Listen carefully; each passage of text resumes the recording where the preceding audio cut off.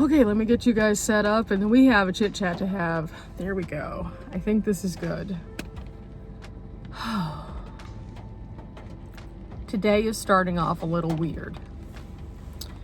As you have probably realized on this particular trip, I have been encountering some strange things that are not typical. Whenever I was in Kansas City, I basically got stuck on the outer bands of what they were saying was going to be a tornado, and it was terrifying. The van rocked so hard, and it was just like so nerve-wracking because no matter where I went, I didn't feel like I was going to be safe. If I went to the south, it was bad. If I went to the north, it was bad. They had tornadoes above in Iowa that were kind of banding down into Missouri. They had circulation just below, literally a few miles where I was, and I was just there. And that was not fun. And I try to make it a point to not encounter that kind of stuff by just watching the radar, playing it safe, keeping up with the people that I know and trust for giving me good news, Ryan Hall and Max Velocity. And they're pretty spot on, let me tell you. So whenever I came down, I had some activities that were planned in the Branson area, and it has just been raining. There's nothing I can do about that. That's fine. It happens. And I've looked at other things that I could be doing in this area. There's a couple of things that I could go and check out that are inside. So there are activities. However, with that said, I was waking up this morning to the sound of the rain, pulling up my phone, looking up those sources, and then also cross-checking some other things. And I realized that last night, very unexpectedly, this storm, which seems pretty non-violent, turned really nasty in Oklahoma and dropped tornadoes. And this time of year, that's really strange. This is not the time of year when normally tornadoes are dropping and people are freaking out. The weather patterns have changed so much that now, even into the winter months, we are now getting tornadoes. And that is terrifying because most of these tornadoes are stirring up as the warmth of the day meets the cool of the night, meaning night tornadoes. So, needless to say, that's kind of bad because that group of storms is now making the rest of the way into exactly where I am. In fact, I looked at a map and the map showed that there is now a pink dot for where I physically am for the next, from now until tomorrow evening. And that pink signifies tornadoes.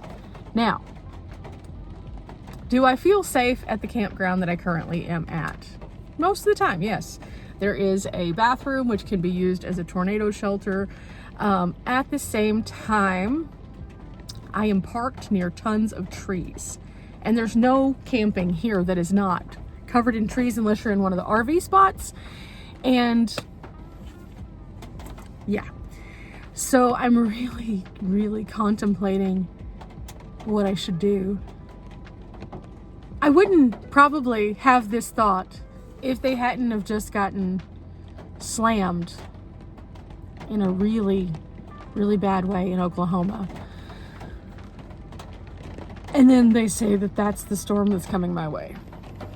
You know, it just kind of makes you unsettled in your thoughts whenever you're in your van. It's not like you can go to a safe room. You're in a physical vehicle, which is what they tell you do not do. Do not be in a vehicle in a tornado because it is the most susceptible to being picked up, tossed, turned over, squished, all of those things. And so typically I just make it a habit to, if there's bad weather, I just keep it moving and we move out of the way. However, with that said, I don't know if I should do that because the band of storms also goes all through Arkansas. So that means that if I were to head out, I would have to head out. Like I would have to go back to Texas because the band goes all the way back to Texas. Yeah. So that's where I'm at this morning. And I don't know what to do. I mean, the fortunate part of this is I do have a base camp I can return to. However, that entire path toward my base camp is just littered with, oh my goodness, oh my goodness, oh my goodness. And at this point, because I have been just kind of sitting at my campsite for a while trying to figure this out, I would now be driving into the very night hours that could be dropping those tornadoes, which also sounds so fun, let me tell you. So I don't know. Like, is there a safe option in this? I don't know. I legit don't know. So I'm just trying to sit here and figure that out. And figure out if I'm going to go do the attractions here and just be like, okay, like I can't really do anything about it. Or if I am going to deadhead back to Texas and figure it out then. Now, I was hoping to not be leaving out of this area for another like 4 or 5 days. I had several things lined up. However, at this point, it's going to be raining the entire time. So realistically, with the exception of these 2 things, there's nothing I can do here. I've done most of the attractions in Branson on my Branson playlist, and that's been great. But the things I haven't done are things that are outdoors, and the things that I would like to do indoors are all things that I really need another person to do the thing with. Like, they're like mini golf inside and stuff. So, logic brain is saying I should just probably pull out. Then there's also the brain part that's like, hey, you spent money on this campsite, which I don't usually spend money except for in certain areas on campsites because, like, you know, there's so many free campsites out there. So I'm gonna walk away from money and also potentially be driving at night. So I just don't know. And this is van life. Sometimes you're put in the impossible thought.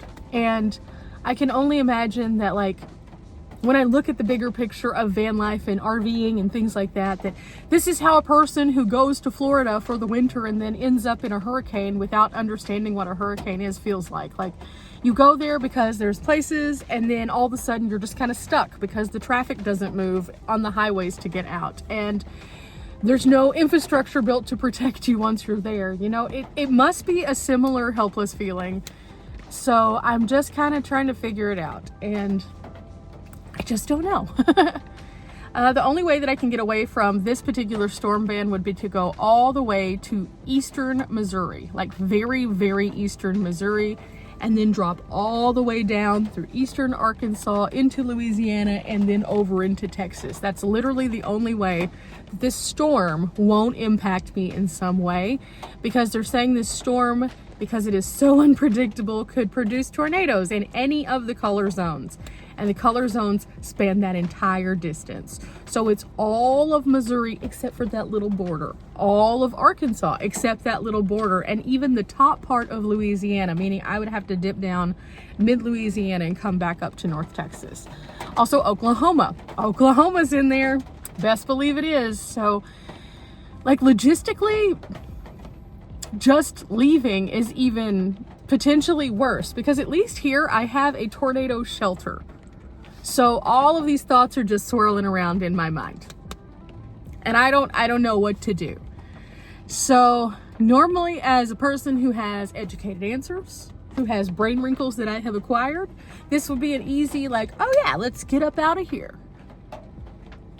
But then you look at the options of, okay, well, I could be driving on an interstate in the dark that has a tornado drop on it, because they're literally saying that could happen. And I'm just like, is that safer? Probably not.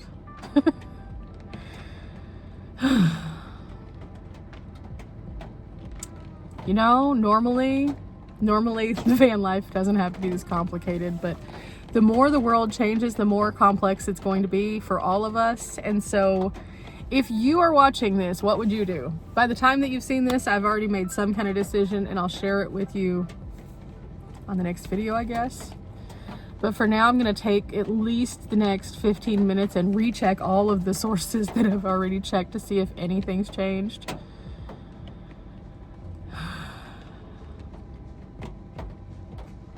I'm not super optimistic right now. I'm still positive. I'm thinking very positively that I am being proactive, and at least I'm having the wherewithal conversation with myself to contemplate both sides of this, which I think is so important, because if you just move rashly in a direction and haven't thought it through, you put yourself in more harm. So I'm trying to be logical, contemplative, and also focused. But in doing that, it's also stressful and insane. And a little uncomfortable, to say the least. So from Branson, Missouri, I normally would say we're not here for a long time, but we are here for a good time, but no part of this seems good right now. So I'll see you guys next time, and hopefully it'll be in a logical, well-established planning kind of way that makes me feel a bit more optimistic about my outcome. I know this video seems weird, but I hope that it helps somebody out there realizing that, hey, if you feel stuck, if you feel in a spot, if you feel like, oh, I just don't know what to do and all these other people have all the solutions. No, we don't. We're out here just like you. Every single one of us who is traveling at any given time, we are going to end up in one of these scenarios. And unfortunately, there doesn't really seem like a right solution. Till next time, guys. Bye.